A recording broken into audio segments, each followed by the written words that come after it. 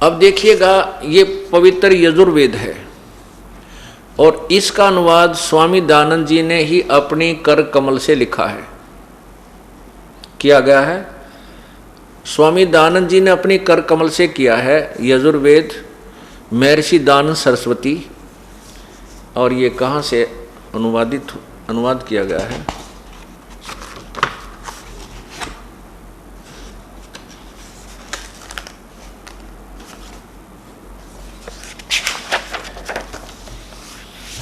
इसके प्रकाशक कौन हैं? प्रकाशक हैं सर्वदेशिक आर्य प्रतिनिधि सभा 2/5 महर्षि दयानंद भवन, रामलीला मैदान, नई दिल्ली। नीचे देखिए,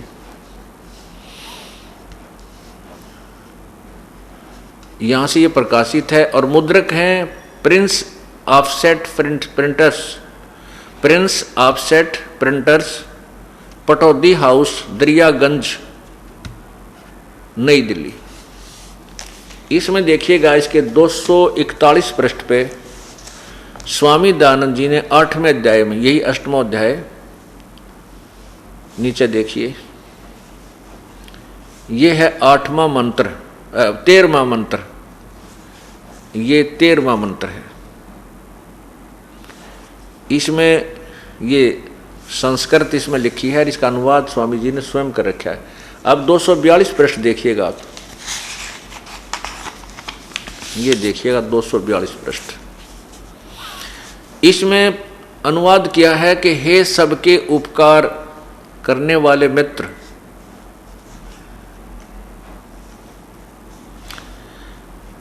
हे सबके उपकार करने वाले मित्र, मित्र अर्थात भगवान, आप देव कर्तस्य दान देने वाले के एनस शब्द ब्रैकेट में, ये संस्कृत का है, इसका एनस का अर्थ है अपराध, पाप। आप पाप के विनाश करने वाले हो, यानी भगवान आप दान करने वाले के पाप का नाश कर देते हो। मनुष्य कर्तस्य, साधारण मनुष्यों के किए हुए अपराध के विनाश करने वाले हो। पिता के किए हुए एनस्य का अर्थ देखो ग्रहण किया है, एनस्य माने अपराध, एनस्य माने अपराध, यहां विरोध लिख दिया। एनस्य माने पिता के किए हुए अपराध, अपराध ही चले हम बोले, बाकी इन्होंने विरोध आचरण के, चलो आगे, अपराध के नाश करने वाले हो, अच्छे प्रकार हरने वाले हो। आत्म कर्तस्य, अपने किए हुए, एनस्य माने पाप के, एनस्य माने पाप। एनस का अर्थ इन्होंने 4 प्रकार से लिख दिया, शब्द वही है।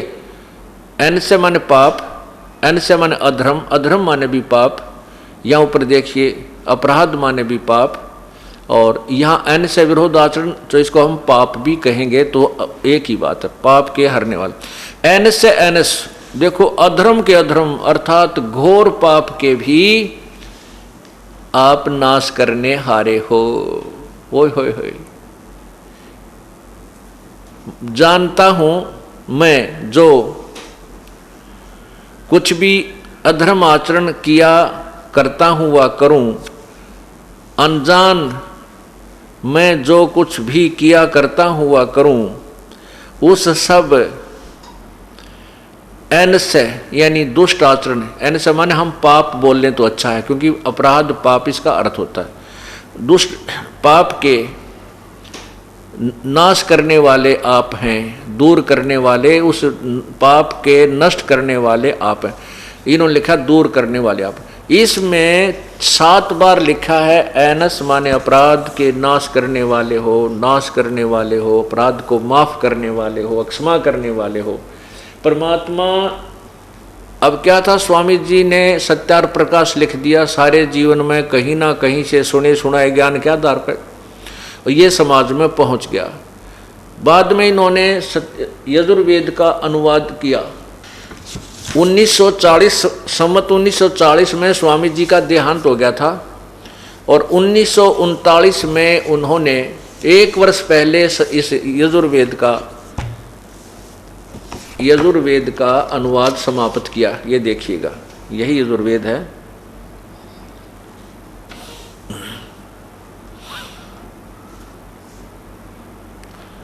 मार्गशीर्ष कृष्ण 1 शनि संवत 1939 में समाप्त किया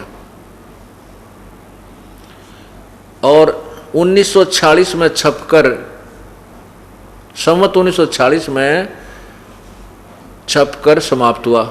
यानी स्वामी जी के मृत्यु के उपरांत 6 वर्ष के बाद ये छपया।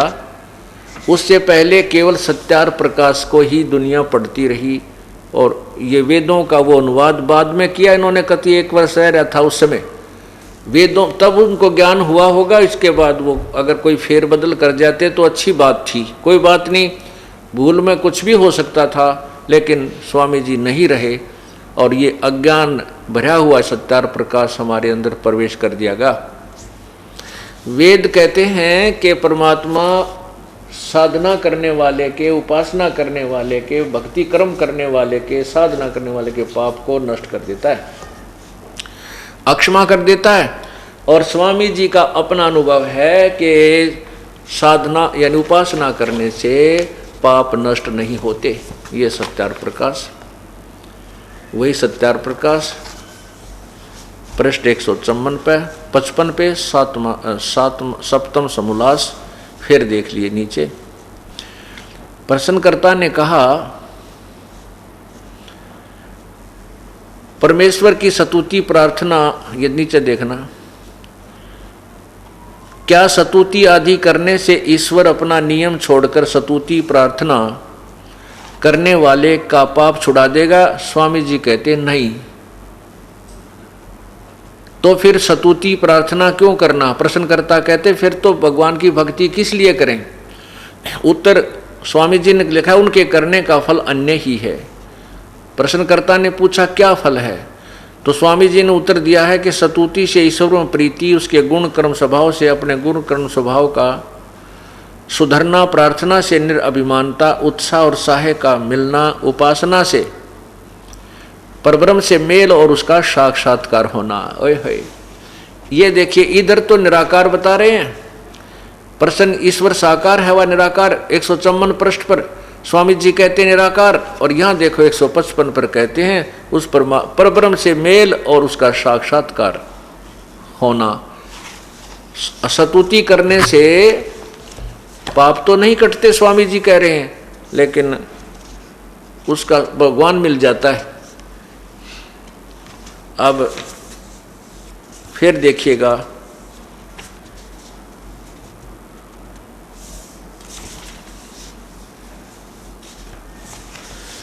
और अच्छी विस्तृत व्याख्या स्वामी जी ने लिखी है इसी 7वें समोल्लास के 163 पृष्ठ पे। सप्तम समोल्लास पृष्ठ 163, नीचे आइएगा। किसी ने प्रश्न किया, प्रश्न ईश्वर अपने भक्तों के पाप क्षमा करता है व नहीं? उत्तर महर्षि जी का नहीं, क्योंकि जो पाप क्षमा करे तो उसका न्याय नष्ट और सब मनुष्य महापापी हो जाएं, क्योंकि उनको पाप करने में उत्साह और निर्भयता हो। जैसे कोई राजा अपराधियों के पाप की क्षमा करे तो वे अधिक अपराध पाप करने लगे, और जो अपराध नहीं करता वह भी अपराध करने से न डरे। इसलिए सब कर्मों का यथावत फल देना ईश्वर का काम है, अक्षमा करना नहीं। अब देखिए, ये तो सोच है एक महर्षि की अपना अनुभव, और उधर से स्वामी जी कहते हैं कि वेद में जो लिखा है वो ज्ञान अंतिम है, वेद में जो लिखा वो सत्य है। इससे सिद्ध है कि वेद में तो लिखा है परमात्मा साधक के घोर पाप को भी नाश कर देता है।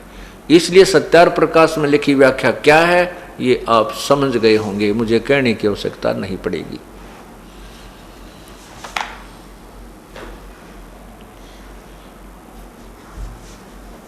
अब परमात्मा साकार है व निराकार, आपको बताया कि भगवान साकार है। यजुर्वेद अध्याय नंबर 5 के मंत्र नंबर 1 में 2 बार लिखा है, गवाही दी है कि परमात्मा सशरीर है। उस परमात्मा का एक अन्य भी शरीर जो वहाँ जो सतलोक में उसका शरीर है वो बहुत तेजों में है, और उस तेजों में शरीर के ऊपर एक हल्के तेज पुंज का और कोट डालकर हल्के तेज पुंज युक्त वो परमात्मा अपना शरीर धारण करके और आता है। वो सबके पालन करने के लिए अर्थात सबकी व्यवस्था बनाए रखने के लिए, यहाँ प्रकट होने के लिए, आने जाने के लिए परमात्मा का एक अन्य शरीर भी है। ये देखिएगा यजुर्वेद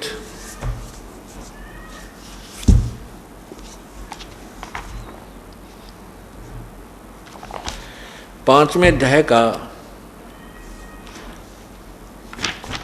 ये प्रथम मंत्र आपको दिखाते हैं।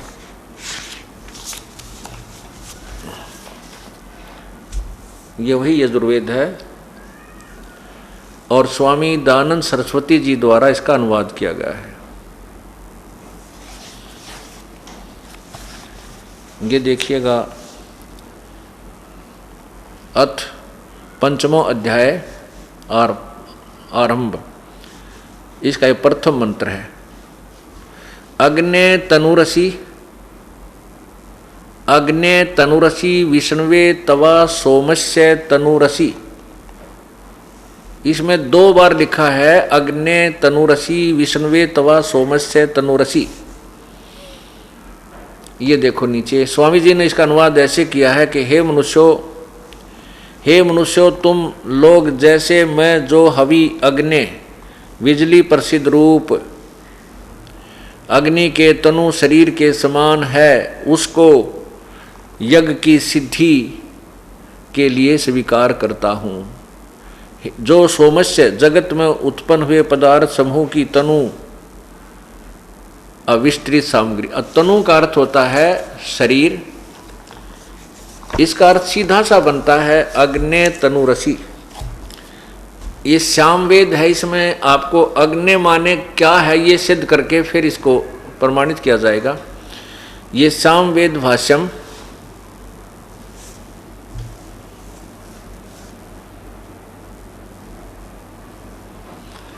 और नीचे देखिएगा भाष्यकार हैं स्वामी ब्रह्म मुनि व्राजक विद्या मार्तंड। इसमें प्रथम श्याम वेद पूर्वार्चिक अग्नि प्रकांड प्रथमोध्याय, इसमें देखिएगा अग्नि, अग्नि का अर्थ लिखा है हे ज्ञान प्रकाश स्वरूप परमात्मन, यानी अग्नि माने परमात्मन। यहाँ देखिए नीचे अग्नि माने हे ज्ञान स्वरूप परमात्मन।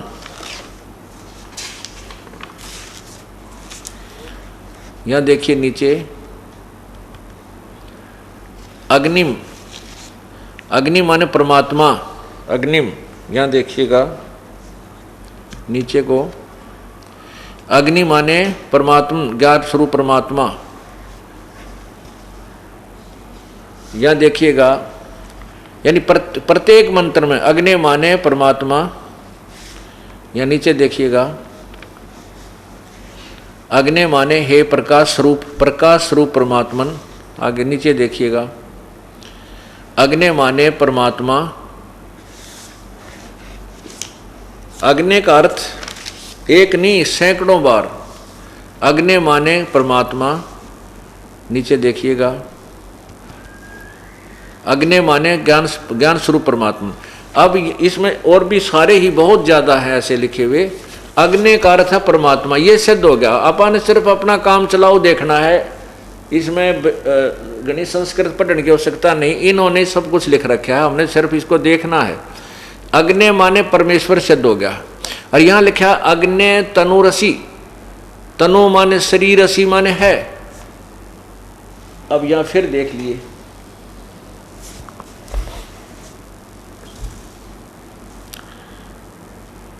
ये यजुर्वेद, इसके 5वें अध्याय का ये प्रथम मंत्र। अब अनुवाद हम करते हैं, आप भी करोगे अग्ने तनुरसी, यह देखिएगा यहाँ हम अग्ने माने, स्वामी जी ने जो अनुवाद किया है इस अग्ने माने परमेश्वर लिख दिया, बस यहाँ लिख दें कि हे परमेश्वर, हे परमेश्वर।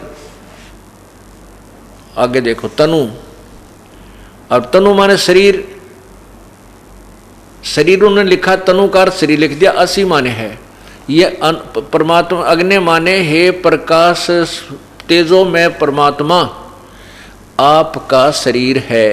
तनु माने शरीर, असी माने है आपका शरीर है। फिर यहाँ लिखा तवे विष्णुवे तवा, तवा विष्णुवे, और यहाँ लिखा तनु असी माने है सोमस्य, विष्णुवे तवा सोमस्य। इसका अर्थ बनता है कि तवा माने उस, सोमस्य माने अमर पुरुष, सोमस्य माने अमर पुरुष का, तनु माने शरीर, विष्णुवे माने सबकी संभाल करने के लिए, पालन पोषण करने के लिए, और सब उस परमात्मा का एक और शरीर है। यानी उस शरीर से अन्य एक और शरीर धारण करके वो परमात्मा आता है, क्योंकि वो तेजो में शरीर को हम नहीं देख सकते इन आँखों से, वो तो अंदर की जो आँखें हैं आत्मा के अंदर जो दिव्य दृष्टि से बनती है उससे ही देखा जा सकता है। तो वो परमात्मा उस शरीर में ज्यों का त्यों आ जाए तो उल्लू की तरह हमारी सबकी आंखें बंद हो जाएं, कुछ नहीं देख सकें। जैसे सूर्य के दिन के समय उल्लू को कुछ दिखाई नहीं देता, इसलिए परमात्मा अतिथि रूप में आता है। अतिथे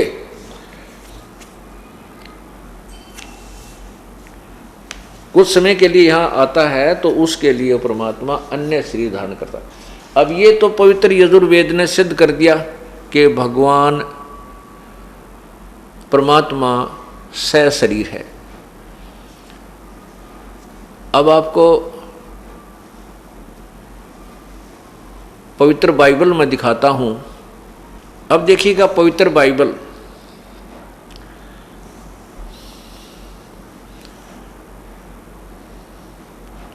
पवित्र बाइबल संपूर्ण जीवन अध्ययन बाइबल, नीचे देखें ये कहाँ से प्रकाशित है।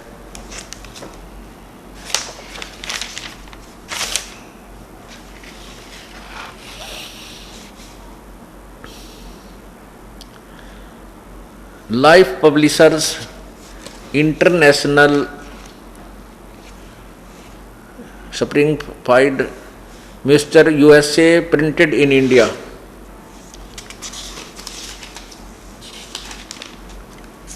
यहाँ देखिएगा संपूर्ण जीवन अध्ययन बाइबल, पवित्र बाइबल, और ये है प्रिंटेड इन इंडिया।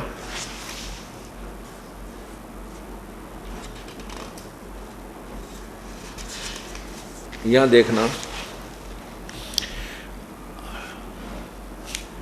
अंग्रेजी प्रधान संपादक इसके है डोनाल्ड सी स्टाम्स, संयुक्त संपादक जे वेस्ले आदम्स, संपादकीय समिति ये स्टानली एम होर्टन अध्यक्ष। ये सारा कुछ आप पढ़ लो इसमें। इसके बाद हम आपको दिखाते हैं जो अपने काम की चीज़ है वह देखें। यहाँ देखिएगा ये सृष्टि उत्पत्ति जो स्टार्ट होती है, ये उत्पत्ति आरंभ होती है। आदि में परमेश्वर ने आकाश पृथ्वी और की सृष्टि की। यहाँ देखो आरंभ में, फिर उसके बाद क्या किया, फिर परमेश्वर ने कहा कि हम मनुष्य को अपने स्वरूप के अनुसार, यानी 5-6 दिन में सृष्टि रची गई थी, तो परमात्मा ने कहा कि अपने स्वरूप के अनुसार, ये 26 नंबर में है। फिर परमेश्वर ने कहा हम मनुष्य को अपने स्वरूप के अनुसार अपनी समानता में बनाए, और वे समुद्र की मछलियों, आकाश के पक्षियों और घरेलू पशुओं और सारी पृथ्वी पर और सब रेंगने वाले जंतुओं पर जो पृथ्वी पर रेंगते हैं अधिकार कर रखें। आगे लिखा है 27 में, तब परमेश्वर ने मनुष्य को अपने स्वरूप के अनुसार अपने उत्पन्न किया। अपने ही स्वरूप के अनुसार परमेश्वर ने उसको उत्पन्न किया, नर और नारी करके उसने मनुष्यों की सृष्टि की। इसमें 3 बार लिखा है कि परमात्मा ने मनुष्य को अपने स्वरूप में बनाया। अब मनुष्य जैसा ही परमात्मा सिद्ध हुआ। पवित्र बाइबल ने सिद्ध कर दिया कि परमात्मा मनुष्य जैसा है। और आप किसी क्रिश्चियन से पूछिएगा तो वो कहेंगे गॉड इज फॉर्मलेस। उसे पूछेंगे what is the form of God, वो कहेंगे गॉड इज फॉर्मलेस। परमात्मा निराकार है। और पवित्र बाइबल को वे एक सदग्रंथ मानते हैं, अपना पूजनीय मानते हैं, उसके ज्ञान को सत्य मानते हैं। तो पवित्र बाइबल तो कह रहा है भगवान मनुष्य जैसा है। तो ये जो ज्ञान है, सुने सुनाई थ्योरी, सुना सुनाया जो रट्टा फिकेसी का जो अज्ञान हमारे अंदर कैसे कर गया, वो इसीलिए कर गया कि जो भी जिस मजहब का विद्वान माने जाते थे उन्होंने अपने ही सदग्रंथों को नहीं समझा और अपने दंत कथा सुनी सुनाई कहानी लोक वेद से दुनिया का हृदय रंग दिया और भगवान को निराकार सिद्ध करके एक तरफ बैठ गए। और फिर जब भगवान निराकार है उसकी चाह कैसे रहेगी, उसकी तलाश की आवश्यकता है क्या? जब वो निराकार है, सर्वव्यापक है, तो फिर भी पहले हमारे से अभेद है। फिर उन्हें ढूंढना कि जब वो कितना है ही नहीं, उसकी प्राप्ति का प्रयत्न कर ही किस लिए रहे थे। अब आपको कुरान से अर्थात मुसलमान धर्म की पवित्र ग्रंथ कुरान शरीफ में दिखाएंगे भगवान कैसा है, उसका नाम क्या है। एक शेख फरीद नाम के पुण्यात्मा थे, एक साधु थे। वो बचपन से ही उनको परमात्मा की एक लगन लगी थी। कुछ पूर्व संस्कार होते हैं, अच्छे माता पिता मिल जाने से भी वो बच्चे के संस्कार अच्छे नए तैयार कर देते हैं, उसका स्वभाव जोड़ देते हैं परमात्मा से। शेख फरीद जी बचपन से कुछ शरारती थे और अपनी माता जी को परेशान करते थे, शरारत करते रहते थे। तो माता जी ने उनको कहा, बेटा आप नमाज कीजिए। तो बच्चा था, वो कहने लगा मैं क्यों करूं ये नमाज, मुझे क्या लाभ होगा, क्या मिलेगा। तो माता जी ने सोचा कि ये शरारती बहुत है, इसको नमाज पर करने लगा दूं, ये कुछ समय तो मुझे शांति से जीने देगा, मैं अपना काम कर लूँगी घर का। तो माता ने कहा कि बेटा अल्लाह तुझे खजूर देगा। शेख फरीद जी को खजूर बहुत अच्छे लगते थे, रुचि कर खाता था।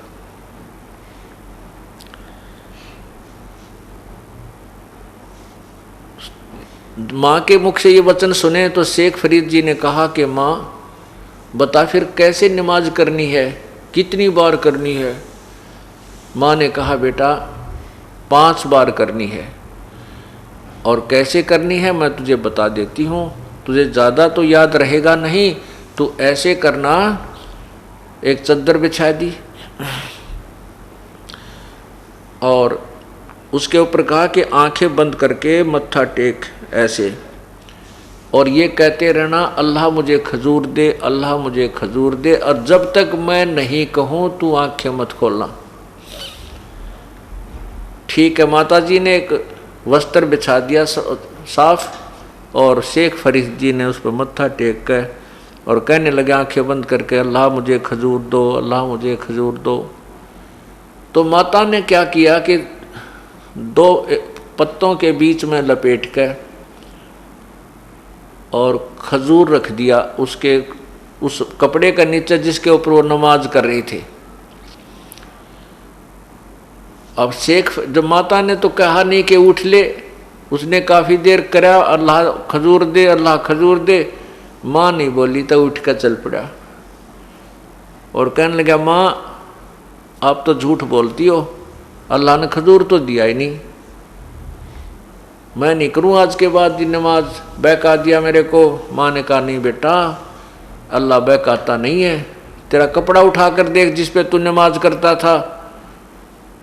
उसने जा करके वो कपड़ा उठा कर देखा तो खजूर, 2 पत्तों के बीच में खजूर रखा हुआ। खूब खाया, कूदता फिरा।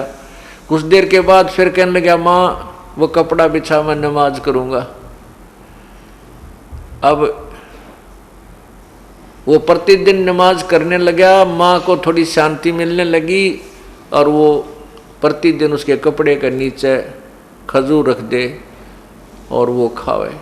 एक दिन माता जी को याद नहीं रहा खजूर रखना, और शेख फरीद अपनी नमाज करके जितना समय उसने निर्धारित कर दिया इतनी देर करूँगा, अल्लाह खजूर दे खजूर दे, फिर उठकर वो खजूर उठाकर खाने लग जाता था। उसी प्रकार प्रतिदिन की तरह शेख फरीद जी ने कपड़ा उठाकर देखा तो वहाँ पर खजूर रखा था और वो खजूर खाता हुआ आ रहा है।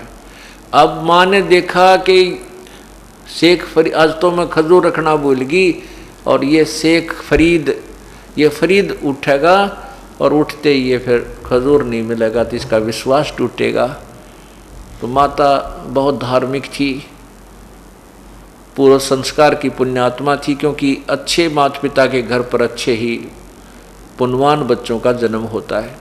तो उसने हृदय से पुकार की, उसको याद आया कि अब शेख फरीद उठने वाला है और मैं खजूर रखना भूल गई। ए भगवान, उस बच्चे का विश्वास टूट गया। तो वो बहुत शरारती है, कभी नमाज नहीं करेगा। इतना माँ अंदर से पुकार सोच ही रही थी और उठ के चली थी वो लेकर के खजूर रखने के लिए। उधर से वो क्या देखती है कि शेख फरीद खजूर खाता हुआ और नमाज करके पूरी आ रहा है। अब माँ ने जब देखा कि खजूर खा रहा है, उसने पूछा बेटा ये खजूर कहाँ से लाया तू? शेख फरीद बोला माता जी अल्लाह प्रतिदिन ही तो देता है मुझे खजूर, उस कपड़े के नीचे से उठा कर लाया हूँ। पुण्यात्माओं, परमात्मा के खेल अजब हैं, अजीब व गरीब होते हैं, और हम उसमें ये सोचा कि ऐसा नहीं हो सकता वैसा नहीं हो सकता, तो हमारा सिद्धांत गलत है। क्योंकि परमात्मा के विषय में ये सोचना कि वो ऐसा नहीं कर सकता, वो ऐसा नहीं कर सकता, वो अधूरा भक्त है, वो विश्वासी नहीं है। वही शेख फरीद जी बड़ा होकर के घर त्याग गया, क्योंकि उसमें परमात्मा की कसक थी। प्रभु ने उसके लिए ऐसी अनहोनी लीला भी की। अब देखो, आत्मा परमात्मा को ढूंढ रही है जब से वो भगवान से बिछड़ी है। अब परमात्मा को पाने का, आत्मा को ये पता है कि परमात्मा मनुष्य जैसा है, और मनुष्य रूप में, साधु रूप में, संत रूप में या किसी भी प्रचारक के रूप में आता है। इसलिए वो संत परमात्मा को, संत को परमात्मा का स्रोत समझती है आत्मा, इसलिए संतों के पास जाते। तो ऐसी आत्मा भटकती हुई परमात्मा की चाह में इन नकली संतों के फंस जाती है। इसी प्रकार शेख फरीद जी एक तपस्वी संत के का शिष्य बन गया।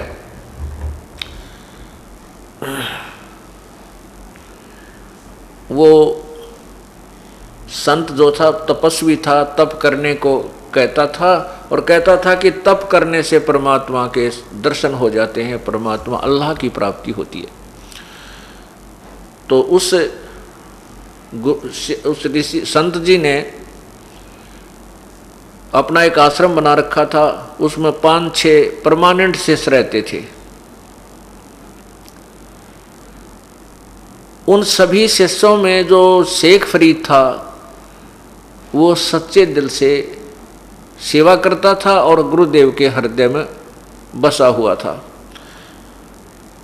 क्योंकि जिसने भगवान चाहिए वो आगा पीछा नहीं देखता, उसको केवल उसका उद्देश्य यही होता है कि मेरी कोई क्रिया भंग ना हो जाए, जिससे मेरे गुरुदेव रुष्ट ना हो जाए, मेरी क्रिया कराई भक्ति भंग ना हो जाए। तो वो गुरुजी जो थे, वो संत जो थे, वो हुक्का पिया करते थे, और 5-6 जो शेष रहते थे परमानेंट, उन्होंने अपने प्रतिदिन की सेवा बांट रखी थी कि भाई सोमवार ने ये करेगा, मंगल ने ये करेगा, बुध ने ये करेगा, शुक्र ऐसे बृहस्पति ने ये करेगा। तो उनकी सेवा में क्या था? खाना बनाना गुरुदेव का और खाना खिलाना, हुक्का भर के देना सारा दिन, चाहे वह 20 बार पीवें, चाहे 10 बार पीवें, चाहे 1 बार पीवें। और वो गुरुजी का एक विशेष वो था कि रोटी खाते ही हुक्का जरूर पिया करता। अब कोई भी कार्य होता, विशेष तौर से वो गुरुदेव शेख फरीद को बुलाकर कहते थे। अन्य शिष्य जो रहते थे उनमें ईर्षा बन गई कि गुरुजी तो इस शेख फरीद को महत्व ज़्यादा देता है, तो उन सब ने मिलकर एक स्कीम बनाई, क्यों ना इस शेख फरीद को गुरुदेव के हृदय से गिरा दें, कुछ ऐसी घटना घटा दें। उन्होंने सबने मिलकर कहा कि अब के वर्षा के दिन हैं और गुरुजी की सेवा में कोई भंग करवा जाएंगे इस तरह शेख फरीद से, और गुरुजी इतने क्रोधी हैं कि इससे नाराज हो जाएंगे। वो गुरुजी इतना गुस्से वाला था कि रोटी खाने के बाद यदि 2 मिनट, हद 5 मिनट यदि हुक्का भरना लेट हो जाए तो बैंत उठाकर, लठ उठाकर उन चेला ने कुटिया करता जिस दिन उसकी ड्यूटी होती, और फिर उससे कई दिन तक सेवा नहीं लेता था, इतना क्रोधित था, उससे रुष्ट हो जाता था। ये स्कीम बनाई कि आज इसको जब ये खाना बनाकर गुरुदेव ने खिला ले, शेख फरीद की ड्यूटी आ गई उस दिन की, तो उन्होंने स्कीम के अनुसार अपने षड्यंत्र के तहत शेख फरीद जब रोटी बनाकर, खाना बना करके गुरुदेव को खिलाने लगा तो पीछे से आग बुझा दी। वह जो हुक्के के लिए तैयार करते थे वह अग्नि बुझा दी उन शिष्यों ने कि आज इसका लठ लगेंगे और कई दिन तक भगवान ये गुरुजी इनसे नाराज हो जाएंगे, तुम्हारा काम बढ़िया सेट हो जाएगा। अब शेख फरीद को तो पहले पता था, प्रतिदिन की तरह अग्नि हुक्का भरने के लिए तैयार कर रखी थी। वो तो आराम से अपना गुरुदेव को खाना खिला के, बर्तन रख के और हुक्का की चलम ले करके चला। देखा तो वहाँ आग बुझी हुई है, उसके तो पैरों तले की जमीन खिसक गई। उस आश्रम से आधा पौना किलोमीटर की दूरी पर एक गांव था छोटा सा, और बाहर की तरफ एक माई, ऐसे वो वर्षा का मौसम था, वो चूल्हा जलाने की चेष्टा कर रही थी शाम के समय, और वो आँख फूक धुआं मार रही थी, फूक लगा रही थी।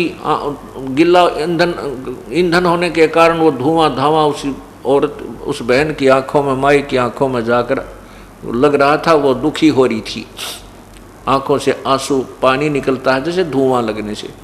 शेख फरीद ने धुआं उठता देखा कि सामने वाली झोपड़ी, उस घर में अग्नि जल रही है। तो भाग के फुल स्पीड तक दौड़ के चलम हाथ में लेकर दौड़ लिया, और जाते ही जल्दी से कहा, माई मुझे आग दे दे, माई मुझे आग दे दे।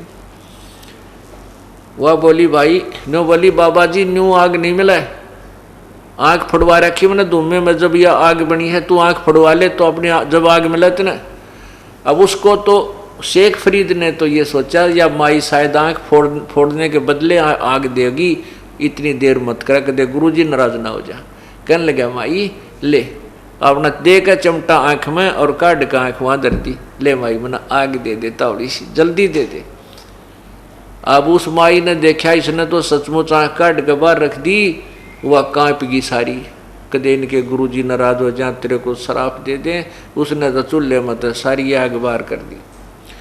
आँख के ऊपर बांध के एक पट्टी, अपना कपड़ा, फूटी हुई आँख के ऊपर शेख फरीद ने कपड़ा बांध लिया से, और बरका चलम, और फिर दौड़ लगा दी। आँख में तक एक जो थोड़ा सा कोई कुणक भी गिर जाना, कोई जरा सा भी कण मिट्टी का, वो भी रवा दिया कर इंसान को। और उसने चल आँख फोड़कर न्यारी धर दी, और कोई महसूस नहीं किया कि मेरे गुरु जी नाराज ना हो जाए। अब वो दौड़ा आ रहा था। अब गुरुजी ने देखा का तो भाई कुछ लेट कर दिया, हुक्का वरना आवाज लगाई रहे शेख फरीद, हुक्का ला बेटा। अब शेख फरीद वहां नहीं था, दूसरी आवाज लगाई, तीसरी जब आवाज लगाई रहा कित मर गया, आज कहाँ मर गया तू, अभी तक हुक्का नहीं भर के लाया। जब तीसरी आवाज लगाई गुरुजी ने खूब दहाड़ के, तो दो निकट पहुंच गया शेख फरीद, कहने लगा आ गया गुरुजी, आ गया गुरुजी। अरे क्या बात होगी कि चला गया था गुरुजी, यहाँ मौसम खराब था, अग्नि बुझ गई गुरुजी, माफ कर दो, ये गांव से जाके लानी पड़ी। अच्छा रख देता है। अब ओका रख दिया। जब गुरुजी ने देखा उसकी आंख का पट्टी बंध रही थी, अरे आंख का के लाग गया बेटा। वो कहने लगा गुरुजी सब आपकी दया है, सब ठीक है, ठीक है गुरुजी सब ठीक है। यूँ कह के वो जाकर बर्तन धोने लग गया, आँख मुँह फेर के। गुरुजी ने सोचा को लाग गई छोटी मोटी कंकर कुंकर, अपना बांध लिया होगा इसने कपड़, कोई ऐसे ही दवाई ला ली होगी। सुबह के उस माई ने तो रात में नींद आई नहीं, ये तो बहुत बात बिगड़ेगी, उसके गुरुजी को पता लगेगा, तेरे को श्राप देगा। वो माई सुबेरे उस आंख ने रख के एक मटके के ढक्कन पे और उसको लेकर के गुरुजी के पास गई, संत जी के ऊपर से सामने माफ़ी मांगने लगी, पैर हाथ जोड़े माफ़ी मांगे, माफ़ कर दो गुरु महात्मा जी, मेरे से गलती होगी, आपका सेवक गया था, मैं दुखी हो रही थी, बहुत दुख मुश्किल से आग तैयार की थी, इसने ऐसे ऐसे कहा, मैंने इसको कह दिया कि तू आँख फोड़वा ले, इसने सचमुच आँख फोड़ दी, महाराज जी मेरी गलती नहीं है, इसने सचमुच आँख निकाल दी, मैं तो वैसे दुख में गुस्से में वैसे कही थी। अब वो गुरुजी सोच रहा, संत सोच रहा है या माई कह क्या रही है, माई तू मुझे पूरी विस्तृत व्याख्या बता, क्या कह रही है। तो उसने सारी कहानी बताई कि ऐसे ऐसे आपका सेवक गया था शेख यो फरीद नाम का, और वो जाना करते गांव वाले ये सबके नामों तक परिचित थे, और महाराज जी में इसने तांखें निकाल के दे दी। तब गुरुजी ने आवाज लगा रहे शेख फरीद इधर आ बेटा। अब शेख फरीद गया तो कहा बेटा ये आंख के लग गया। कहने लगे गुरुजी आप तो अंतर्यामी है, मैं क्या बताऊं। तो कहा गुरुदेव ने कहा खोल इस पट्टी ने।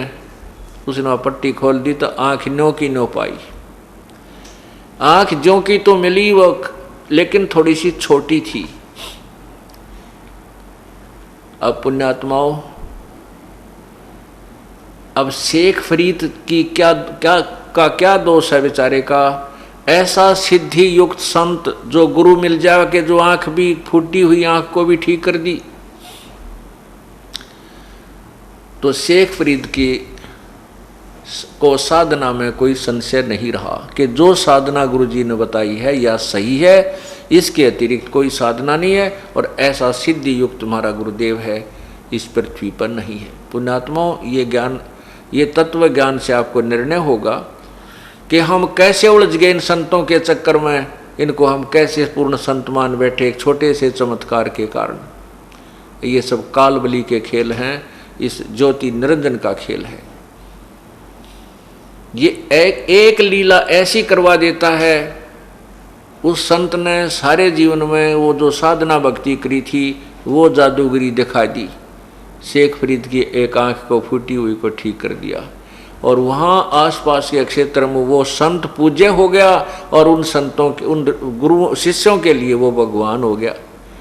अब उसके अतिरिक्त वो तो मानने नहीं किसी की, चाहे बेशक उनको जो कोई आकर भगवान भी अल्लाह भी आकर नो कहे कि संत ठीक नहीं, इसका मार्ग ठीक नहीं, कतई नहीं मानने, क्योंकि आँखें वो ऐसी सिद्धि देख रहे। एक सिद्धि से ही एक संत की आज तक महिमा गाई जाती है। कोई एक छोटा सा चमत्कार किसी गांव में हो गया होगा, उसके गुणगान गाए जाते हैं, और वो कई पीढ़ी तक उसकी मंडी बनाकर आज पूजा जा रहा है। और यहाँ पर ये लाखों की संख्या में संगत आती है, और प्रत्येक के घर में कितने कितने चमत्कार हो रहे हैं, गिनती को नहीं। देखो, आप सुबह बताया था कि प्रत्येक भगवान में कुछ शक्ति है, और जिस भी भगवान का जो साधना करता है उसको छोटी मोटी हल्दी की गांठ वो जरूर दे देता है पंसारी बनाने के लिए। जो जाकी शरणा बसे ताको ताकी लाज, जल सोही मछली चढ़ जा बह जाते गजराज।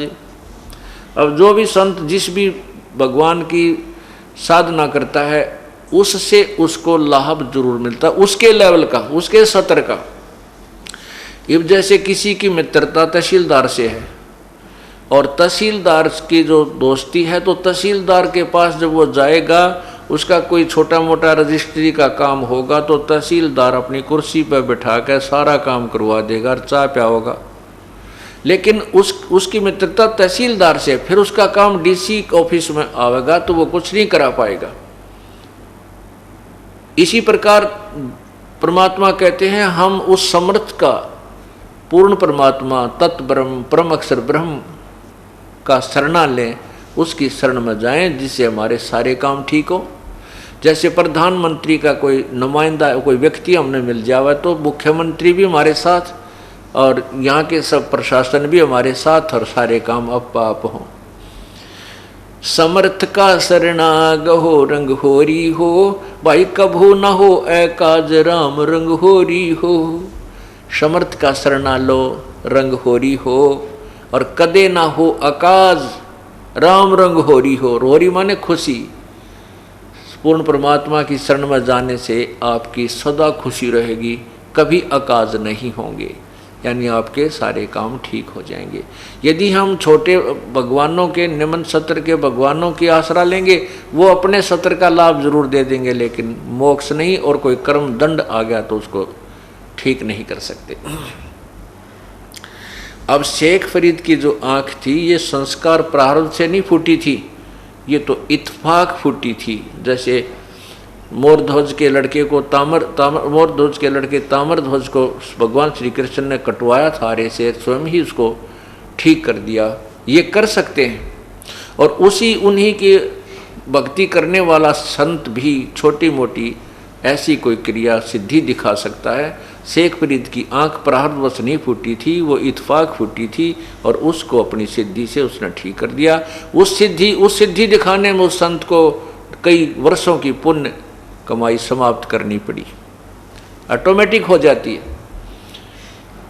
तो इस प्रकार अब शेख फरीद ने को जो अपने उसके गुरुदेव ने मार्ग विधि बताई, वह पक्की गांठ बांध ली, पक्का दृढ़ निश्चय हो गया कि हमारे गुरुजी पूर्ण है, मेरी आंख भी ठीक कर दी। इन्होंने जो विधि भक्ति की बताई है वह ओके है, उसमें कोई डाउट नहीं है। इस कारण से पूरा दृढ़ता के साथ गुरुदेव के बताई क्रिया को यानी तप को कर रहा था।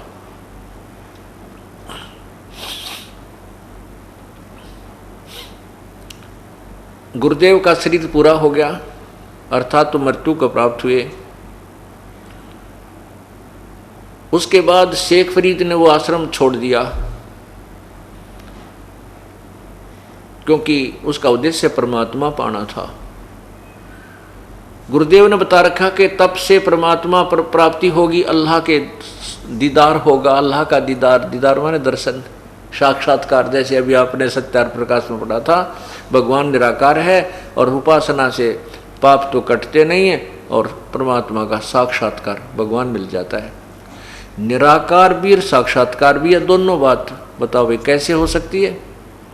यही थ्योरी एक की नहीं, जिसको तत्व ज्ञान नहीं और आज तक जिसने भी ज्ञान दिया बताया वो सब ने, यही सब संतों ऋषियों ने मजहबों ने परमात्मा को निराकार ही बताया है।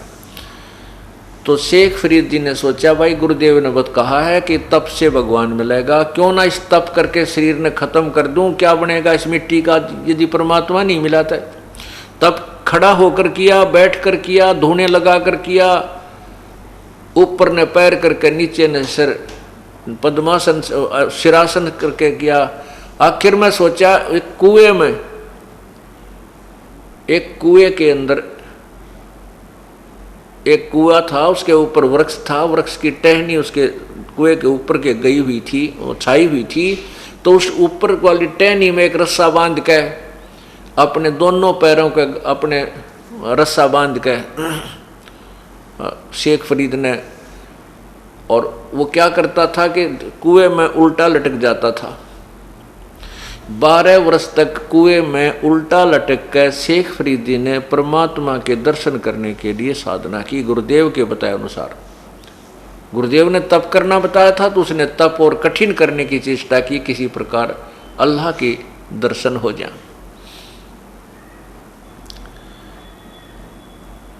अब 12 वर्ष के दौरान अन्न भी बहुत कम आहार किया। क्यों किया कि कम खाना खाऊंगा तो कम बाथरूम जाऊंगा और कम ही पानी जो है ना फ्रेश होने जाना पड़ेगा, इसलिए ज़्यादा से ज़्यादा समय मेरा तप में जावे। इसलिए कहते हैं 12 वर्ष में शेख फरीद ने 50 शेर 1.25 मन अन्न यानी 50 किलो गेहूं अन्न खाया।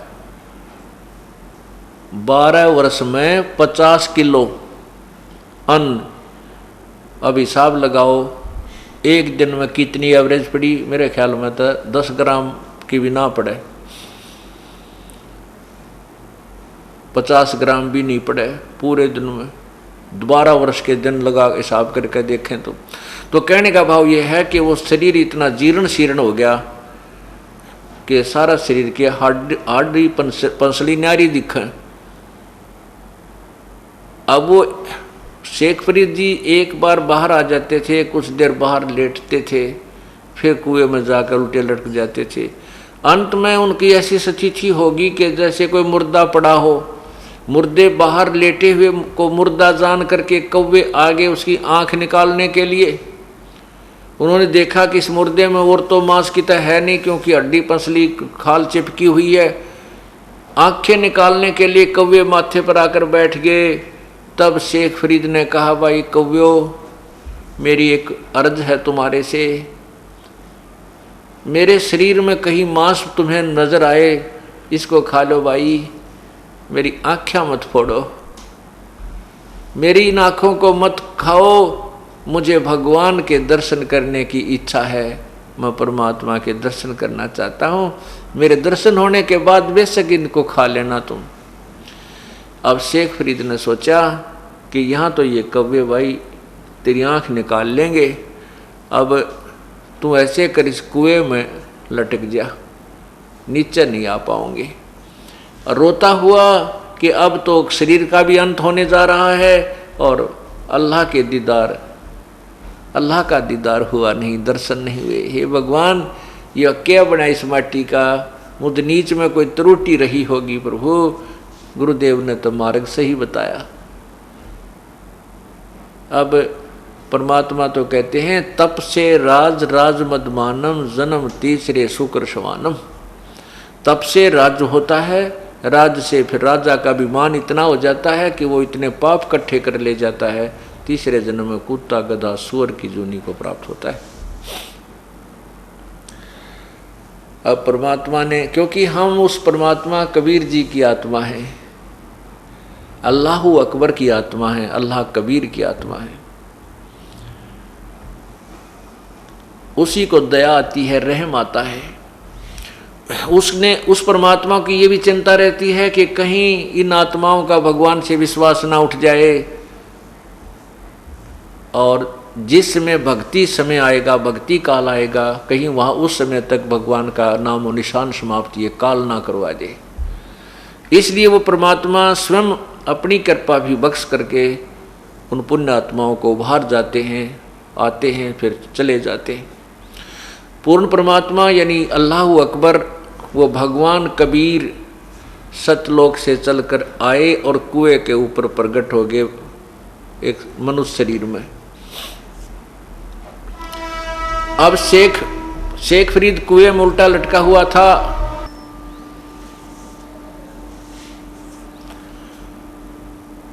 परमात्मा ने वो रस्सी पकड़ी और उसको ऊपर को, जैसे कुएं से बाल्टी खींचते हैं पानी की, रस्सी पकड़ कर, तो ऐसे खींचने लगे उसको ऊपर को। शेख फरीद ने सोचा कि कोई ये गडरिया है, गवाला है।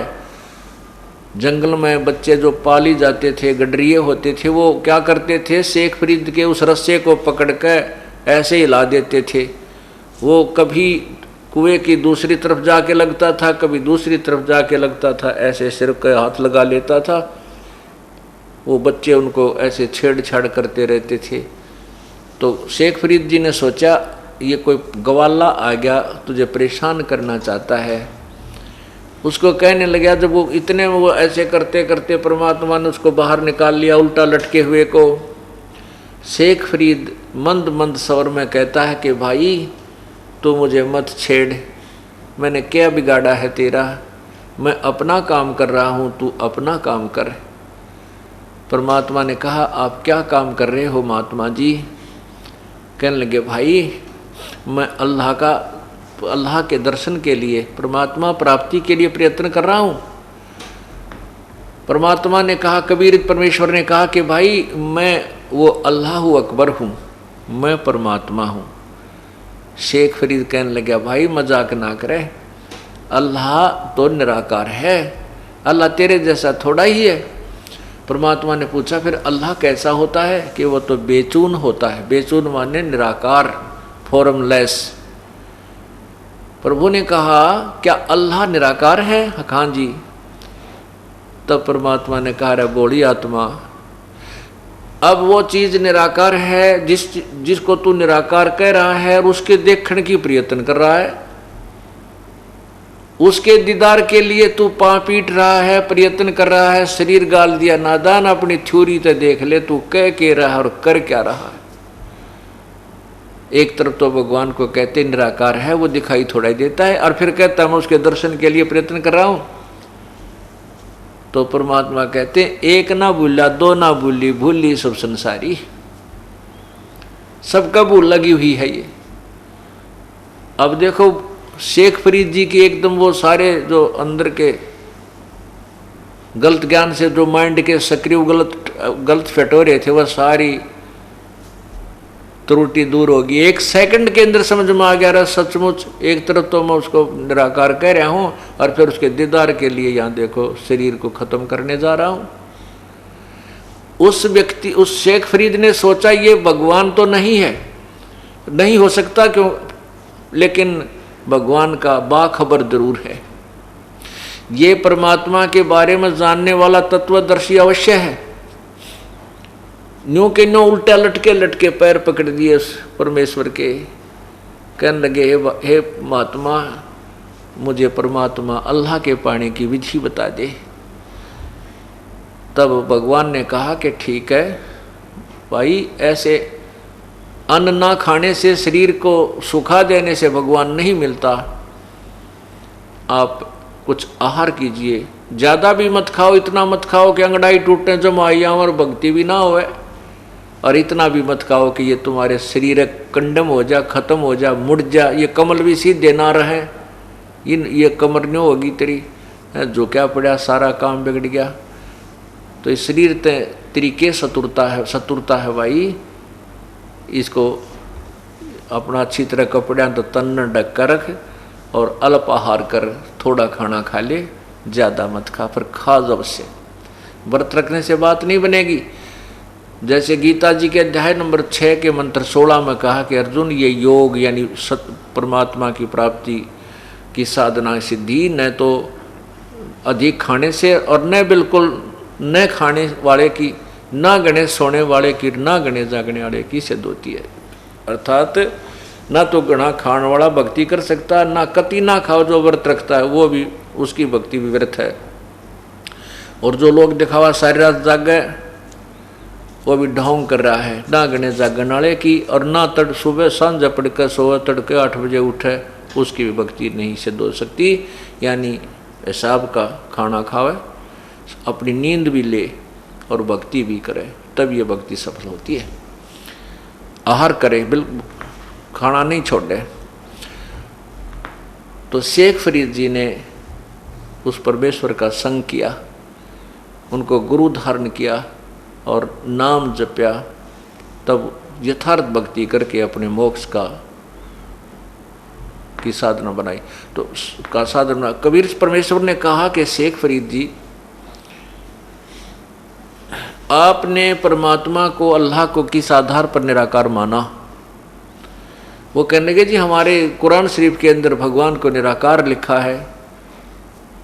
तब परमात्मा ने कहा कि कुरान शरीफ सूरत फुरकानी 25 आयत नंबर 52 से 58 तक 59 तक पढ़कर देखिए उसमें क्या लिखा है। आइए पवित्र कुरान शरीफ को पढ़ें।